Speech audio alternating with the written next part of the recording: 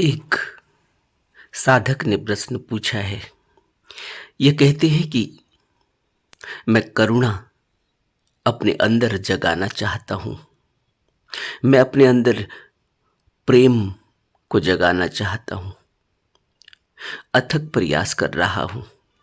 कई सालों से विपश्यना ध्यान करता हूँ। कई शिविर मैंने कर लिए हैं, लेकिन करुणा और प्रेम अभी भी मेरे अंदर बहुत ही प्रदूषित है, दूषित है। उसमें वह खुशबू नहीं जो बुद्ध हमें कहना चाहते हैं, जो बुद्ध हमें देना चाहते हैं।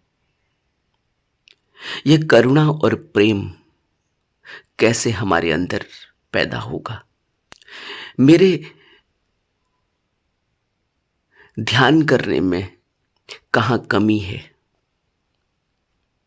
प्लीज इस बात को उजागर करिए, मुझे बताइए।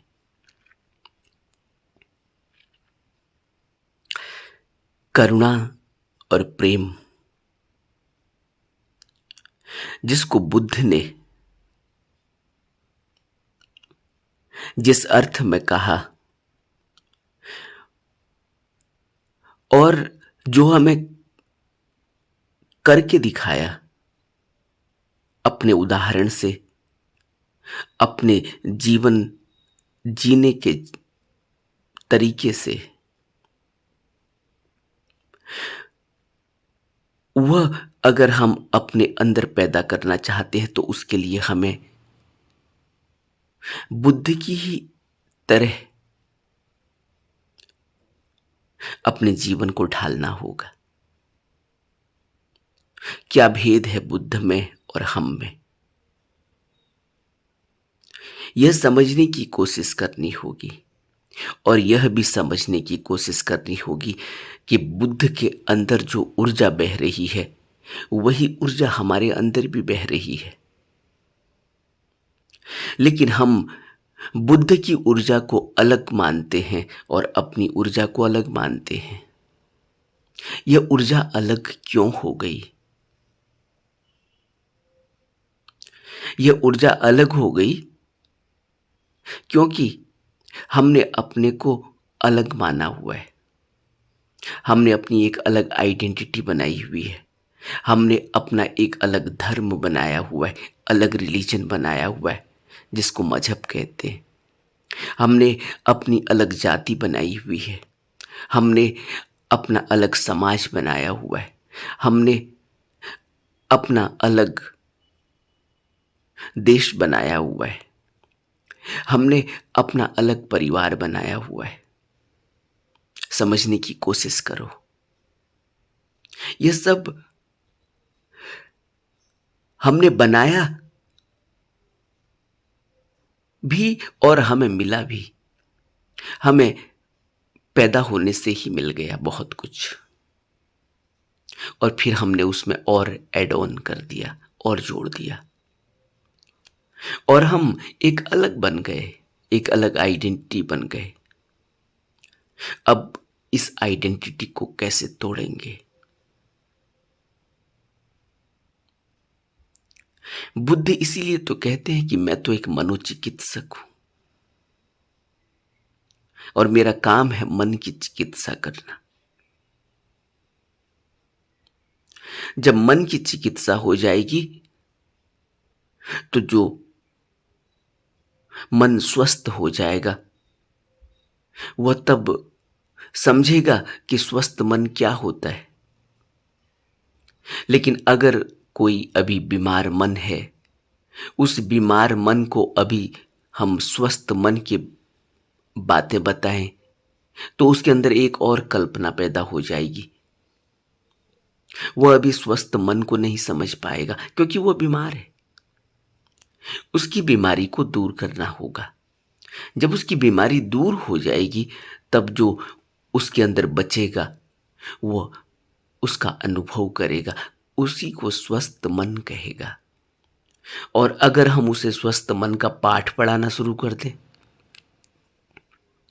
लेकिन उसका मन स्वस्थ नहीं है, तो उसके पास अब एक स्वस्थ मन के प्रति एक ऐसा मंतव्य पैदा हो जाएगा जिसकी वो सिर्फ कल्पना करेगा, और कल्पना ही नहीं करेगा बल्कि वो यह समझ लेगा कि वो तो जानता है कि स्वस्थ मन क्या होता है। स्वस्थ मन होता है कि जिसके अंदर यह चीजें होती हैं, और अस्वस्थ मन होता है ऐसा जिसके अंदर ऐसी ऐसी चीजें होती हैं। अब कभी उसने स्वस्थ मन को महसूस तो नहीं किया है, लेकिन उसने समझ लिया है, जान लिया है, मान लिया है कि स्वस्थ मन उसे पता है। लेकिन बुद्ध इस परिभाषा को नकार देते हैं। बुद्ध कहते हैं कि स्वस्थ मन तुम समझ ही नहीं सकते तब तक जब तक तुम स्वस्थ हो न जाओ। इसी पर बुद्ध ने, इस स्वस्थ मन के ऊपर ही बुद्ध ने सब काम किया है, और मनोचिकित्सक बनकर हमारे मन को स्वस्थ करने के ऊपर काम किया है। हमें वो स्वस्थ मन दिया, उपचार किया हमारा, और जब हम स्वस्थ हो गए तो फिर हम अब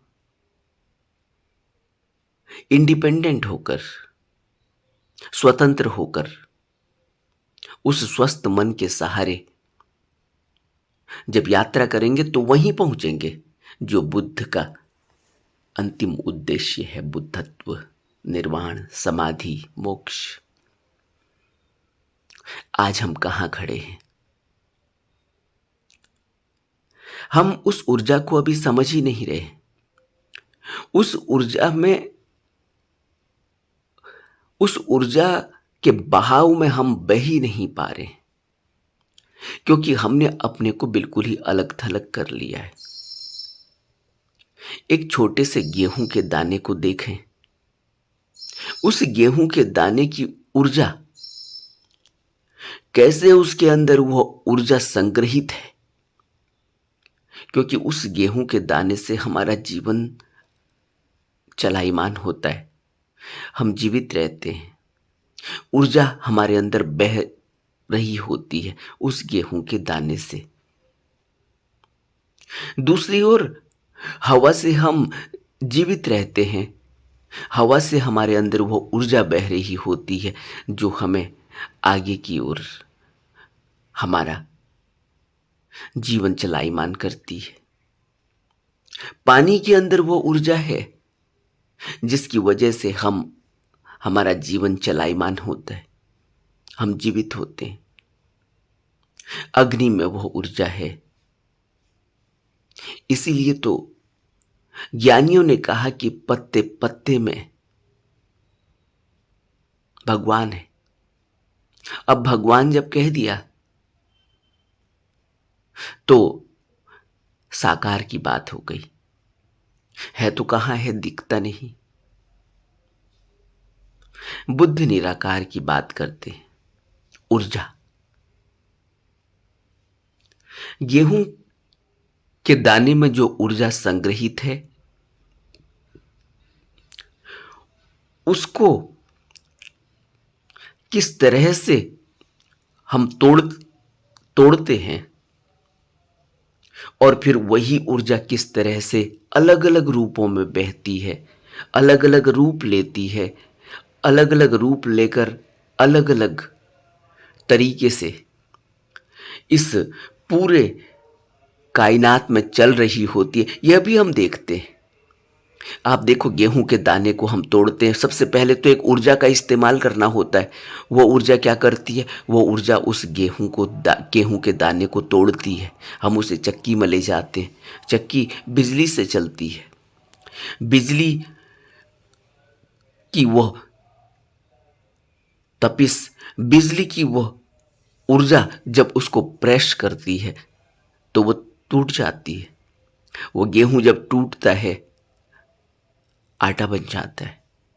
उस आटे को हम इस्तेमाल करते हैं अलग अलग तरीके से, उसका वेस्ट भी बन जाता है हमारे ही शरीर में। और उस वेस्ट को भी जब हम निकालते हैं तो उस वेस्ट में भी ऊर्जा है, उससे भी किसी कीड़े का जीवन चलता है। न जाने कितने कीड़े उस वेस्ट पर निर्भर हैं, और उस कीड़ों के बाद भी उसमें ऊर्जा रहती है, और फिर वो जमीन में खाद बनाने का काम करती है। उस खाद से फिर पेड़ों को ऊर्जा मिलती है, और फिर पेड़ों में फिर वही गेहूं के दाने लग जाते हैं। वो उसी ऊर्जा से न जाने कितने पेड़ों को ऊर्जा मिलती है, जरा सोचो तो।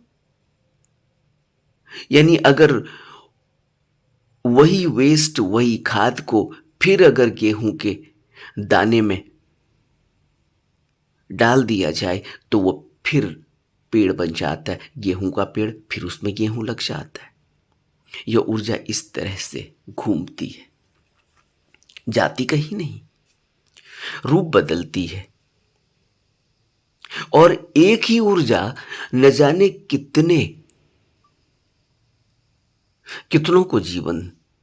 को जीवंत कर जाती है, कितनों को ऊर्जा दे जाती है। हम पानी पीते हैं, पानी भी शरीर से फिर कई तरीके से बाहर निकलता है, फिर वेस्ट बन जाता है, फिर वही ऊर्जा अलग तरीके से बहती है, फिर अलग अलग तरीके से वह ऊर्जा अलग अलग प्रोडक्ट्स में, अलग अलग वस्तुओं में दौड़ रही होती है। हम पानी का इस्तेमाल करते हैं, पानी को अपने गैस स्टोव में रखते हैं, कितना पानी तो भाप बनकर उड़ जाता है, हमें पता ही नहीं। उड़ गया, कहाँ गया, हमें कुछ लेना देना नहीं। लेकिन वही भाप जब वाष्पीभूत होकर इस वायुमंडल में समा जाती है तो एक दिन संग्रहित होकर फिर से बारिश के रूप में फिर जमीन में आ गिरती है। तो हम क्या कभी सोच पाएंगे कि वही पानी जो वाष्पीभूत हुआ था हमारे किचन से, वो एक दिन कहीं फिर इस धरती पर बूंद बनकर गिर पड़ा है?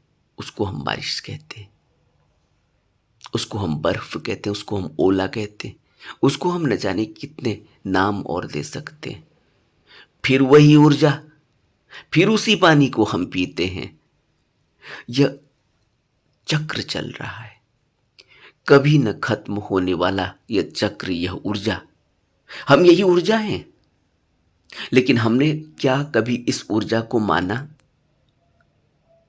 हमने तो अपना पानी अलग मान रखा है। हमारा तो यह पानी, क्योंकि यह हमारे नल से निकल कर आता है, इस बाल्टी में रखा हुआ है। लेकिन यह पानी का क्या इस्तेमाल हो रहा है, यह कहाँ जा रहा है, किस तरीके से फिर यहीं समा जा रहा है, और यहीं से फिर एक नई ऊर्जा, एक नई उमंग के साथ फिर इसी वायुमंडल में न जाने कितनों को जीवंत कर जाता है। हमें कुछ भी पता नहीं, हम कभी उस पर विचार करते नहीं, पता हो भी तब भी विचार नहीं करते। और जब हम विचार नहीं कर पाते तो हमें फिर इस ऊर्जा का पता नहीं चल पाता, हम अपनी फिर दुनिया में मस्त हो जाते हैं, क्योंकि हमने तो अपने आप को एक अलग इंडिविजुअल मान रखा है। तो हमारे अलग इंडिविजुअल होने की वजह से जो हमारे अंदर प्रेम होगा, जो हमारे अंदर करुणा होगी, वह भी उतनी ही सीमित होगी, उतनी ही संकुचित होगी, उसमें उतना ही स्वार्थ होगा, मैं वाला स्वार्थ।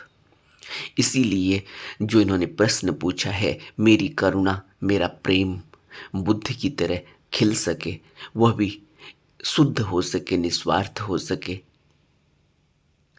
मेरे अंदर वह प्रेम, वह करुणा कैसे पैदा नहीं हो पा रही है? क्या भेद है बुद्ध में और हम में, कि बुद्ध के अंदर वो करुणा, वो प्रेम है, कि बुद्ध के लिए नंद कोई मायने नहीं रखते, नंद में और सारी पुत्र में कोई भेद नहीं, नंद में और एक उस व्यक्ति में जिसको बुद्ध रास्ते में चलते हुए देखते हैं और वो फिर बुद्ध के पीछे पीछे हो लेता है शिष्य बन के, तो बुद्ध नंद में और अपने उस शिष्य में कोई भेद नहीं करते, या बुद्ध अपनी माँ में और एक साधारण शिष्य में कोई भेद नहीं करते। बुद्ध के लिए उनकी माँ जो उनकी शिष्य बन चुकी है, और एक साधारण मनुष्य जिसको बुद्ध जानते भी नहीं, रास्ते में चलते हुए साथ हो गया है। बुद्ध अंगुलीमाल में कोई भेद नहीं करते। अंगुलीमाल में और किसी चक्रवर्ती सम्राट में जो बुद्ध से दीक्षा ले चुका है, उसमें कोई भेद नहीं करते। सम्राट होगा सम्राट, अंगुलीमाल अंगुलीमाल है, लेकिन अंगुलीमाल और सम्राट में बुद्ध कोई भेद नहीं करते। लेकिन हम अपने बच्चे में और दूसरे के बच्चे में भेद देखते, क्योंकि इस बच्चे को, अपने बच्चे को हम सारी सुख सुविधाएं दे रहे हैं और उससे एक सपना देखते हैं कि कल को वो हमारा सहारा बनेगा, कल को वो हमारा नाम रोशन करेगा। तो हमारा प्रेम हम तक सीमित है, हमारी करुणा हम तक सीमित है, वो हमारे बच्चे तक सीमित है, वो हमारे धन तक सीमित है, वो हमारे बैंक बैलेंस तक सीमित है, वो हमारे कामकाज तक सीमित है।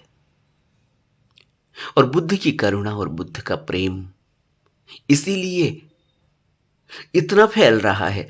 2500-2600 साल पहले बुद्ध आए शरीर रूप में, और आज भी बुद्ध की वो करुणामयी वाणी, बुद्ध की वो करुणामयी कथाएं, बुद्ध का वो प्रेम इस तरह से एक हवा की तरह बह रहा है, पूरे संसार को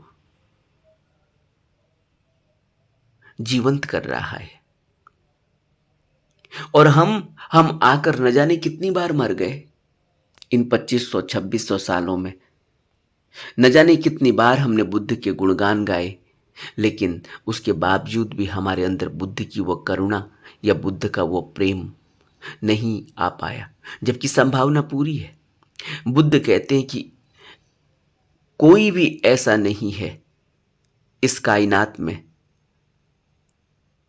जिसे सत्य के पात्र के रूप में परिणित न किया जा सके।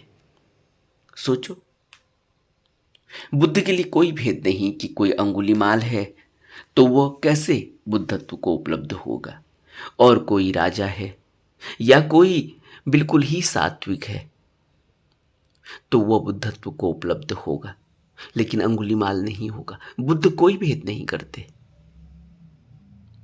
लेकिन हम भेद करते हैं। यही तो फर्क है बुद्ध में और हम में, क्योंकि बुद्ध तो उस गेहूं के दाने को तब से देख रहे हैं जब से वो गेहूं का दाना संग्रहित हुआ है, गेहूं का दाना बना है, उसके अंदर जो ऊर्जा संग्रहित हुई है वो अनंत जन्मों से चलती हुई आई है।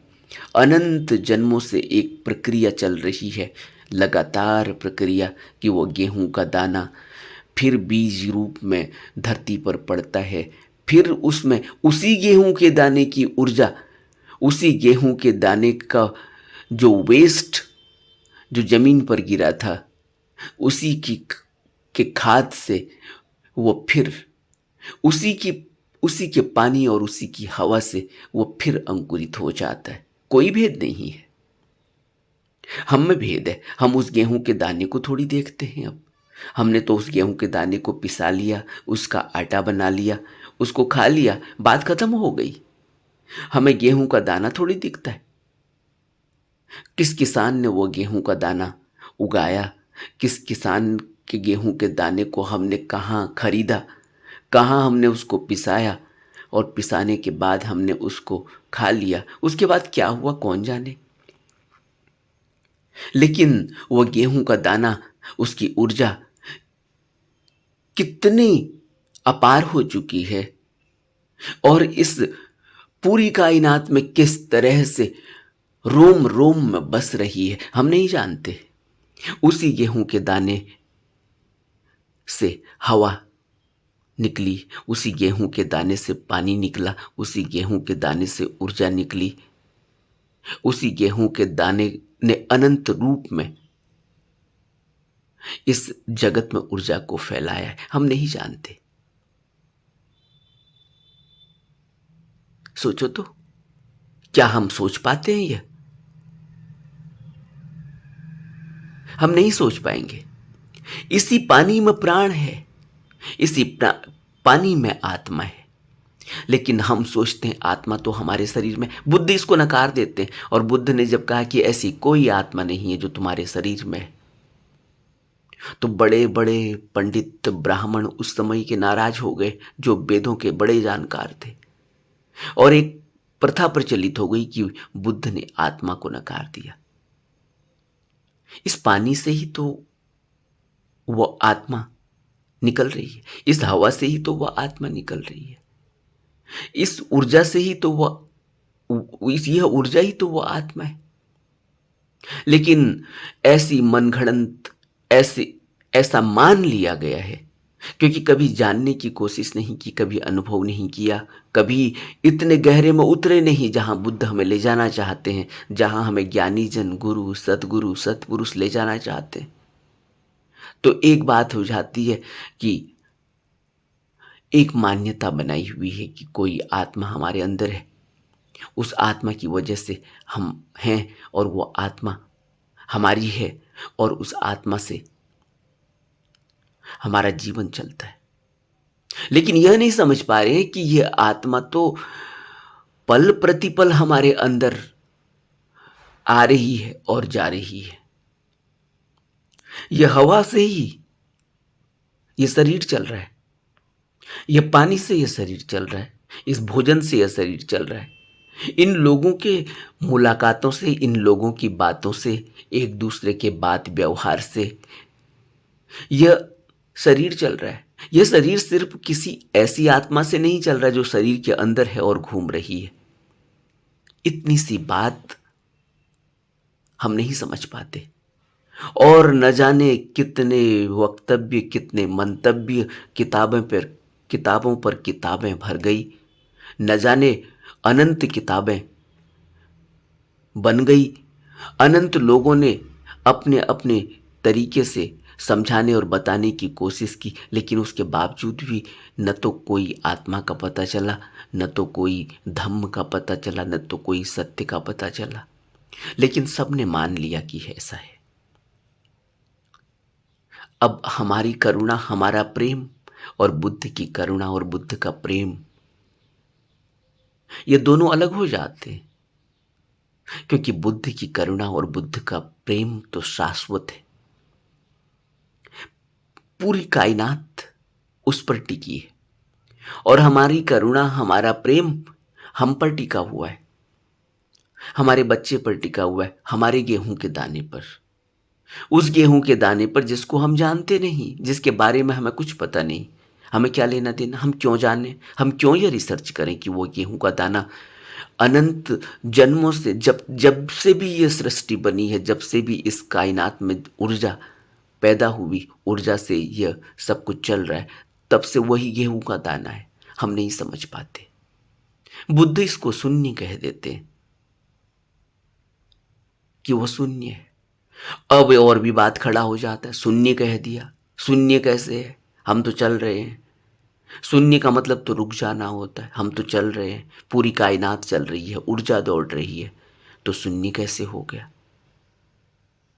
और वही गेहूं का दाना कैसे हो गया? वही हवा कैसे हो गई जिसने इस कायनात को चलने में मदद की है और अनंत समय तक करती रहेगी, कर रही है, आगे भी करेगी? वही पानी की बूंद अनंत जन्मों से चल रही है, अनंत जन्मों तक चलती रहेगी। वही आत्मा है, वही हवा का एक झोंका, वही हवा की एक बूंद अनंत जन्मों से चल रही है। बात बड़ी ही बेहूदी लगती है।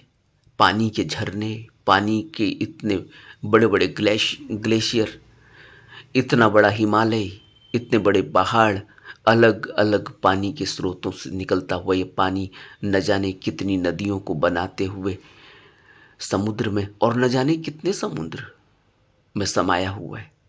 लेकिन हम कहते हैं कि एक बूंद ही तो पानी है, उस एक बूंद से सब चल रहा है। और हम कहते हैं कि एक गेहूं के दाने से ही तो सब ऊर्जा निकल रही है और बह रही है और लगातार बह रही है।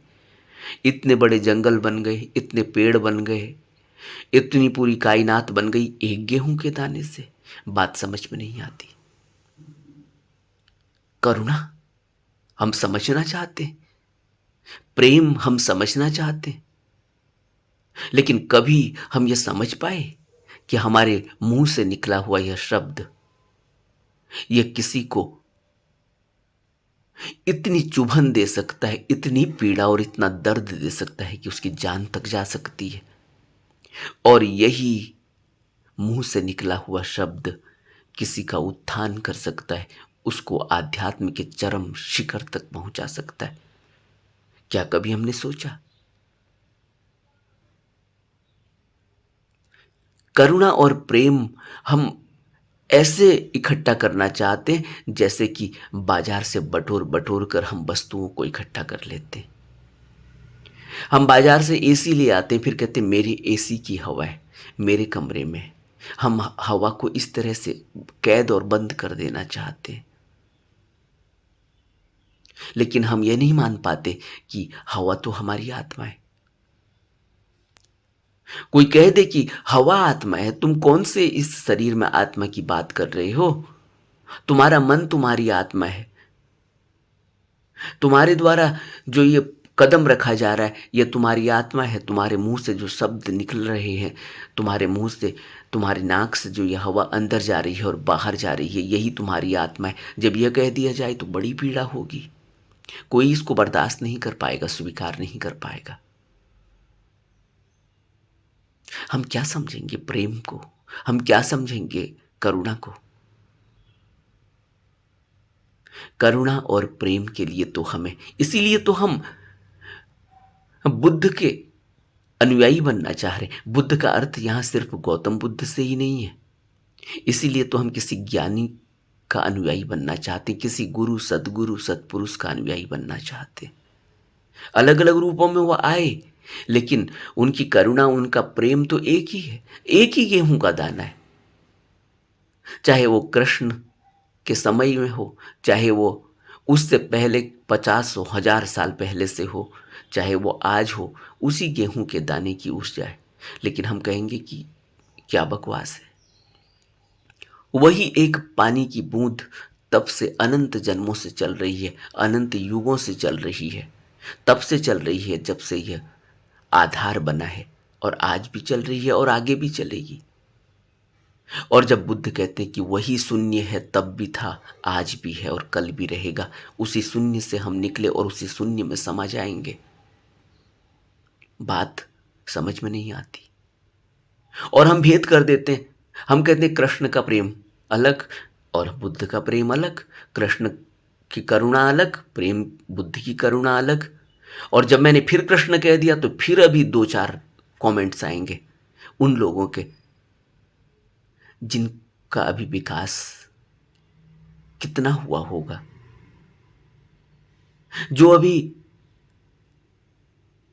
यह बात समझ ही नहीं पा रहे। इतनी बात कह दी गई है लगभग लगभग इन 25 मिनट 28 मिनटों में, लेकिन उसके बावजूद भी वो यही कहेंगे कि तुमने कृष्ण कह दिया। तुम बुद्ध की बात करते हो और कृष्ण कह दिया तुमने। वो अभी यही समझ पा रहे हैं कि मेरी हवा अलग, मेरा पानी अलग, मेरा गेहूं का दाना अलग, मेरा परिवार अलग। और वही आदमी इन धर्म ग्रंथों में करुणा और प्रेम खोज रहा है। इसको करुणा और प्रेम कैसे मिलेगा? जरा सोचो, कैसे मिलेगा? मेरी हवा जो मेरे सांसों से निकलकर अभी बाहर निकली, दूसरे में समा गई, और मैं कहूं कि नहीं, यह तो मेरी मेरी सांसों की हवा थी, यह तुम तक क्यों पहुंची? और यह बात भी बड़ी बेहूदी लगती है, लेकिन कोरोना काल में हमने देखा कि कैसे किसी दुनिया के किसी कोने से निकली हुई एक खांसी, एक सांस किस तरह से पूरी दुनिया को अपनी गिरफ्त में ले गई।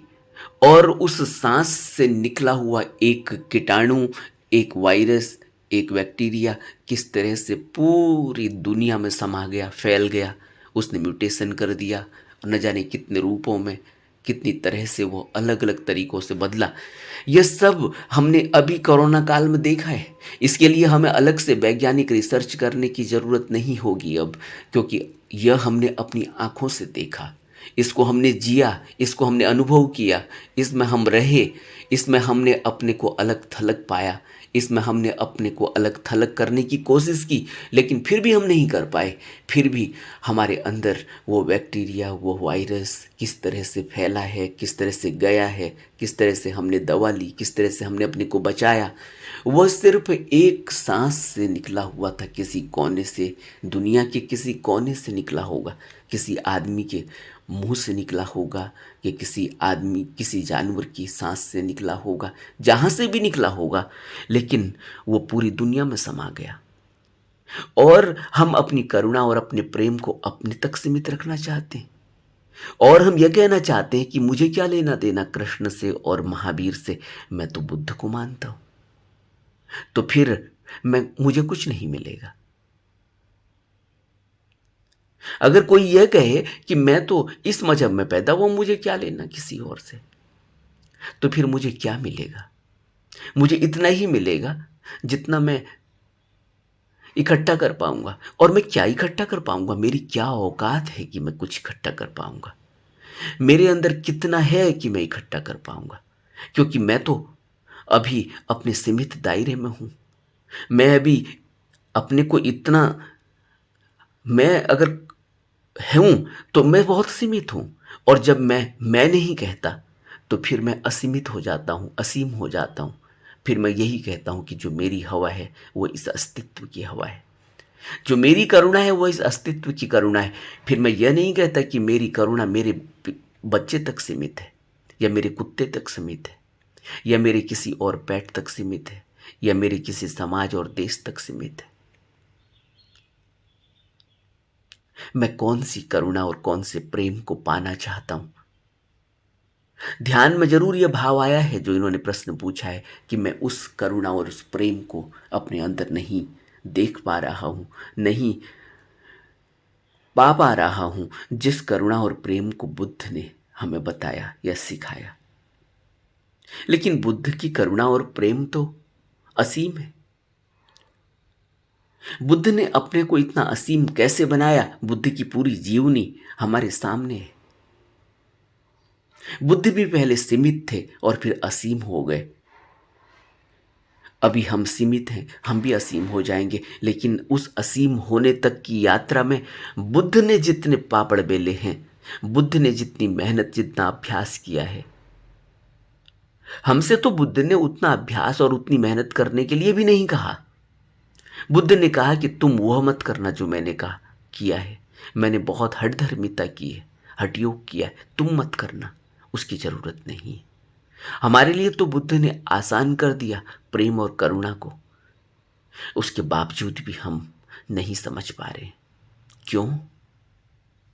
इसीलिए क्योंकि मैं अभी बहुत बड़ा है, क्योंकि अभी मेरा स्वार्थ बहुत बड़ा है, क्योंकि अभी मैं अपने को अलग थलग पाता हूं दूसरे से, क्योंकि मैं कहता हूं मेरी हवा अलग है, दूसरे की हवा अलग है, मुझे क्या लेना देना। मुझे तो अपने को सर्वाइवल मोड में रखना है, मुझे तो अपना सर्वाइव करना है।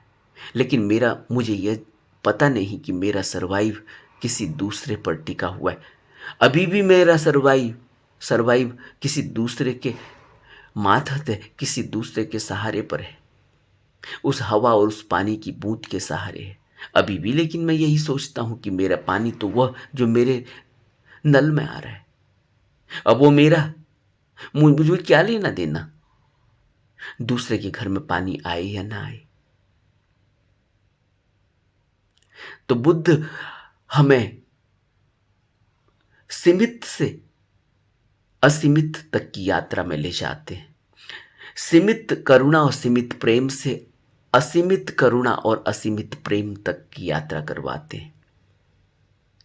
और वह यात्रा ध्यान से होती है। ध्यान से ही हम इतने विराट हो पाएंगे। अगर आप इस पूरे वीडियो को ध्यान से सुन सकें, समझ सकें, तो आपको यह एहसास होगा कि ध्यान इस जीवन में हमारा रूपांतरण कैसे करता है। आप यह समझ सकेंगे कि ध्यान से सीमित से असीमित तक की यात्रा कैसे हो सकती है। आप यह समझ सकेंगे कि कैसे मनुष्य के अंदर वह विराट पैदा होता है। आप ये समझ सकेंगे। लेकिन अगर हम संकुचित हुए, अगर हमारा दायरा संकुचित हुआ, अगर हम स्वार्थ से भरे हुए हुए, अगर हमारे अंदर इतना भरा हुआ है कि उसमें कुछ अंदर जाने की जगह ही नहीं है, तो फिर हम कृष्ण और बुद्ध में ही उलझ जाएंगे, फिर हम कृष्ण और महावीर में ही उलझ जाएंगे, फिर हम जाति पाति में ही उलझ जाएंगे, फिर हम अपने देश, अपने समाज और अपने मजहब में ही उलझ जाएंगे। फिर हम यह नहीं समझ पाएंगे कि हम असीम हैं, हम शून्य हैं, हम शून्य से निकले हैं और हमें शून्य में ही समा जाना है। हम उसी एक गेहूं के दाने के हिस्से हैं और हम उसी एक पानी के बूंद के हिस्से हैं, उसी एक सूरज की रोशनी, सूरज की एक किरण का हिस्सा हैं, उसी एक हवा के झोंके का हिस्सा हैं, जो अनंत जन्मों से, अनंत युगों से, जब से ये सृष्टि का आधार बना तब से आज तक और आगे तक चलता रहेगा। हम वही हैं। अगर हमने अपने को सीमित कर लिया, अलग थलग कर लिया, जो हमने किया ही हुआ है, और इसीलिए इस भावबंधन में हम अनंत जन्मों से गोते खा रहे हैं, धक्के खा रहे हैं। और बुद्ध हमसे इसीलिए कहते हैं आनंद के इस प्रश्न में कि आनंद, यह मत कहो कि यह जो प्रतीत्य समुत्पाद का सिद्धांत है यह बहुत सरल है, आसानी से समझ में आ जाने वाला है। बुद्ध आनंद से कहते हैं ऐसा मत कहो। यह अगर इतना आसान होता तो फिर यहां किसी को भी भावबंधन में उलझने की जरूरत न होती। ये बहुत जटिल है और समझ से परे है। अगर हम अपने अंदर उस करुणा, उस प्रेम को पैदा करना चाहते हैं, उगाड़ना चाहते हैं, उसको जगाना चाहते हैं, जो हमारे अंदर है ही बीज रूप में, तो हमें अपने को बुद्ध के ऊपर समर्पित करना होगा। और अगर हम यह सोचें कि बुद्ध से मुझे क्या लेना देना, बुद्ध अब है ही नहीं, लेकिन बुद्ध तो 2500 साल पहले भी यही कह गए कि बुद्धम शरणम गच्छामि। और आज भी अगर हम अपने को उसी विराट रूप में ले जाना चाहते हैं, रखना चाहते हैं, अपने को उस करुणा और उस प्रेम को उघाड़ना चाहते हैं, जगाना चाहते हैं, तो आज भी हमें बुद्धम शरणम गच्छामि ही कहना होगा, शरण लेनी होगी। लेकिन बुद्धम शरणम गच्छामि में बुद्ध का अर्थ सिर्फ जिस गौतम बुद्ध की प्रतिमा हमने बनाई है यह मत समझ लेना। जब बुद्ध कहा जा रहा है, बुद्ध का अर्थ है वह अल्टीमेट ट्रुथ, जिसको बुद्ध अमृतस्य पुत्तः कहते हैं, वह अमृत रूप।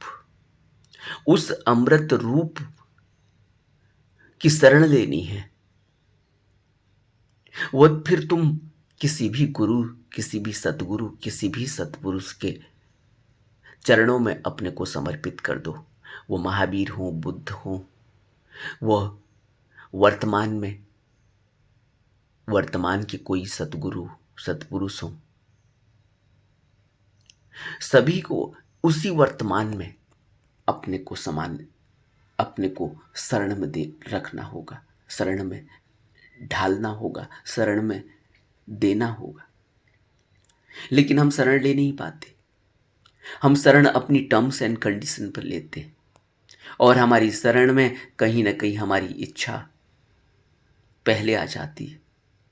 इसीलिए तो इतने मंदिर बने। हमने घर में भी एक कोने में मंदिर बनाया हुआ है और बाहर भी हम जाते हैं, बाहर भी इतने मंदिर हैं, इतने देश हैं, इतने मंदिर हैं, इतने समाज हैं, इतने राज्य हैं, इतने जिले हैं, इतने ब्लॉक हैं, इतने गांव हैं, सब जगह मंदिर हैं। हम उन मंदिरों में भी जाते हैं और हम अपने घर में भी हमने एक कोने में मंदिर बनाया हुआ है, वहाँ भी हम सुबह शाम जाते हैं, बैठते हैं। लेकिन उसके बावजूद भी हमारे अंदर वो करुणा, वो प्रेम, वो बुद्ध की बातें, वह बुद्ध का शून्य नहीं ठहर पा रहा है, हम नहीं समझ पा रहे। कारण यही कि हमने अपना मंदिर बनाया हुआ है, हमने अपने टर्म्स एंड कंडीशन पर शरण ली है। हमने किसी गुरु की शरण इसलिए थोड़ी ली है कि अब हम गुरु का रूप हो जाएंगे, गुरु में समा जाएंगे, बुद्ध ही बन जाएंगे, बुद्ध के चरण में हैं तो बुद्ध ही बन जाएंगे। अब हम नहीं रहेंगे। हमने शरण ली है लेकिन हम अभी भी हम बने हुए हैं, और यही कारण है कि देर हो जाती है। यही कारण है कि हम उस प्रेम और उस करुणा को नहीं अपने अंदर जगा पाते। लंबी यात्रा है, इसीलिए तो बुद्ध ने कहा निरंतर प्रयास करना है, अभ्यास करना है, और तब तक करना है जब तक कुछ करने को शेष न रह जाए। यानी यही प्रेम और करुणा जो इस अस्तित्व में बह रही है, यही हवा हमारी हवा हो जाए, यही पानी हमारा पानी हो जाए, यही बच्चे हम सब के बच्चे हो जाएं, यही माँ बाप हम सब के माँ बाप हो जाएं, यही प्रेम इस अस्तित्व का प्रेम हो जाए, और यही करुणा इस पूरे अस्तित्व की करुणा हो जाए। तो फिर बुद्ध में और हम में क्या भेद है? उसी दिन मिलन हो जाता है, उसी दिन हम मोक्ष, समाधि, निर्वाण, बुद्धत्व, जो भी नाम दे।